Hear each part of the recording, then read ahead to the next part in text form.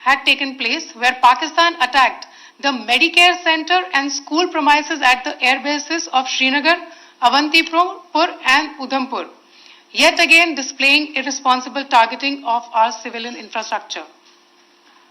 In a swift and calibrated response, Indian Armed Forces carried out precision attacks only on identified military targets.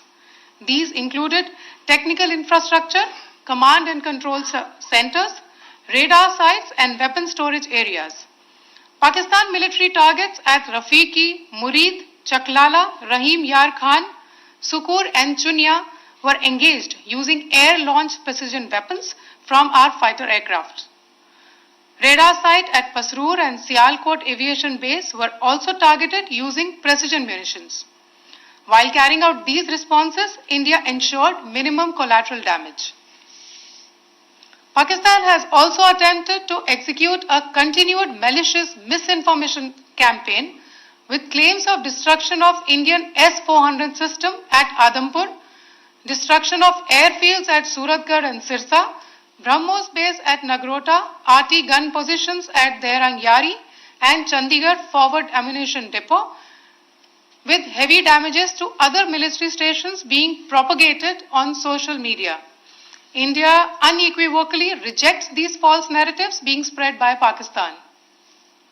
Along the line of control also, Pakistan has attempted multiple air intrusions using drones and conducted shelling using heavy caliber RT guns, targeting civilian infrastructure and killing some civilians. Heavy exchange of artillery mortars and small arm fire in Kupwara, Baramulla, Poonch, Rajouri and Akhnur sectors continued. Indian Army has responded effectively and proportionately, causing extensive damage to Pakistan Army.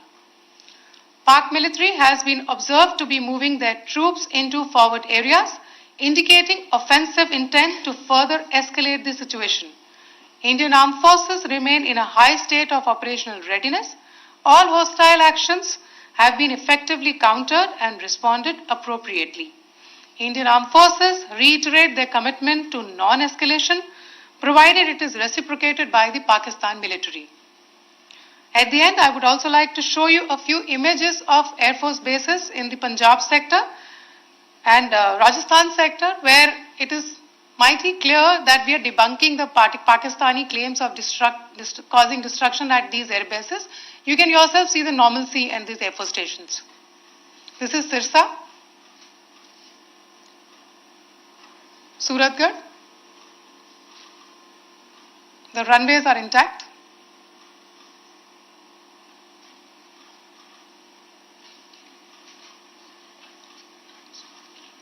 There are also time stamps, just notice, they are also time stamped. This is today.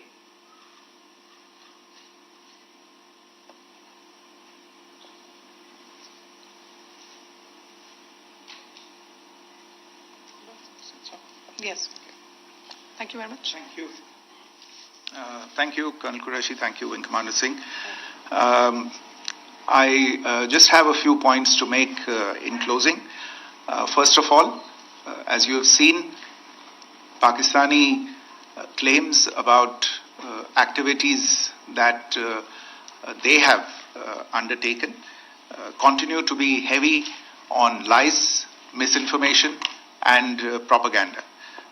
And on top of that, this is peddled by Pakistani state agencies.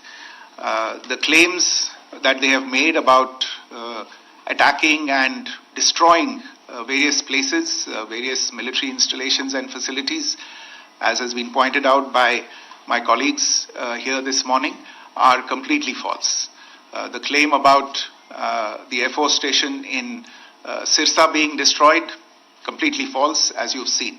The claim about the Air Force station in Suratgarh being destroyed, completely false again, as you have seen. There's a claim that has been made that the S-400 base at Adampur was destroyed, completely false once again. Claims have been made about large sections of Indian critical infrastructure, power systems, cyber systems, etc. being attacked and destroyed, completely false.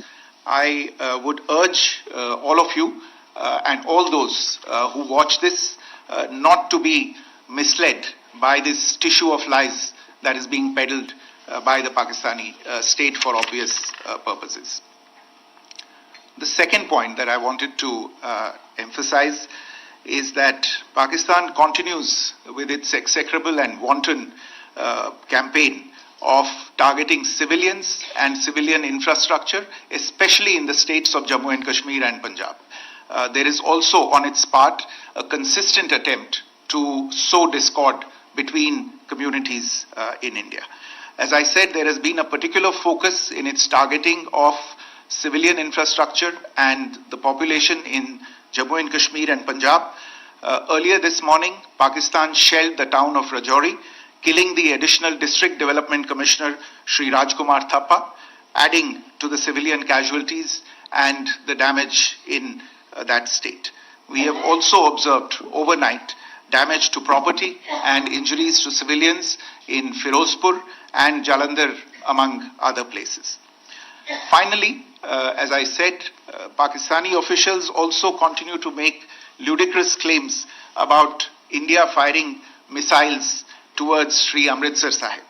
As I said, these lame attempts to divide India are doomed to failure.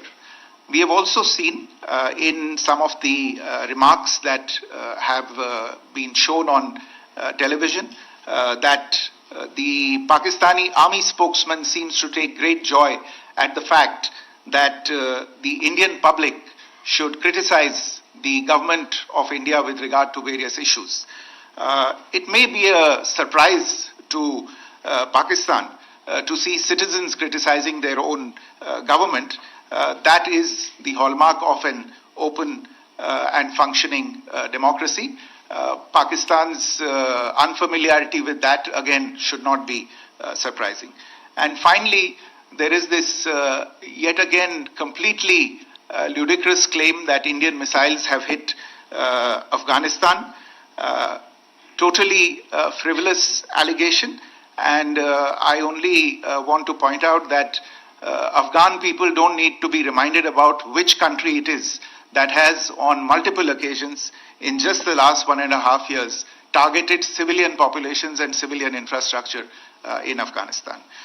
Ladies and gentlemen, as you would have gathered from this morning's briefing, we are dealing with an evolving situation. Accordingly, today we don't have the time to take questions, but we will continue to update you on this situation as we go along. Thank you all very much for joining us this morning.